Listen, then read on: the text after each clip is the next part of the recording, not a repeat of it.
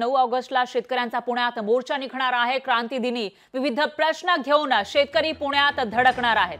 Tractor घेऊन शेतकरी पुण्यामध्ये धडकणार असल्याची माहिती समोर येते। मोठ्या प्रमाणामध्ये शेतकऱ्यांना सहभागी होण्याचं आवाहन करण्यात आलं आहे। तर एकीकडे दिल्लीमध्ये, राजधानी दिल्लीमध्ये शेतकरी आक्रमक होताना दिसून येत आहेत। दिल्लीच्या सीमेवर मागील अनेक दिवसांपासून ते बसलेले आहेत आणि पुन्हा एकदा 2020 मध्ये ज्या पद्धतीने मोर्चा काढलेला होता, ज्या पद्धतीने आंदोलन केलं होतं शेतकऱ्यांनी, तसंच आंदोलन छेडण्याची तयारी राष्ट्रीय स्तरावर सुरू असतानाच आता राज्यामध्ये पुण्यामध्ये 9 ऑगस्टला शेतकऱ्यांचा मोर्चा धडकणार आहे।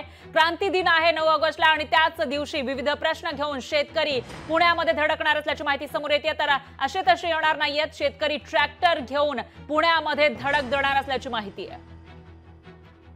आपल्या महाराष्ट्राला जो शेतकरी आत्महत्येचा कलंक लागलेला आहे, छत्रपती शिवाजी महाराजांचा महाराष्ट्र, डॉक्टर बाबासाहेब आंबेडकरांचा, फुल्यांचा महाराष्ट्र, हा कलंक पुसण्यासाठी आम्ही हे प्रयत्न सुरू केलेले आहेत। हे लक्षात ठेवा की शेतकऱ्यांचं कर्ज आहे आणि त्या कर्जाच्या मुळे आत्महत्या होत आहेत, शेतीमालाला भाव नसल्यामुळे कर्ज होत आहे। तर या सगळ्या गोष्टी पुण्याला एक मोठी परिषद घेऊन म्हणजे आम्ही धरणे आंदोलन उभं करणार आहोत, मोर्चा काढणार आहोत आणि 9 ऑगस्ट या क्रांती दिनी हे सगळं करणार आहोत।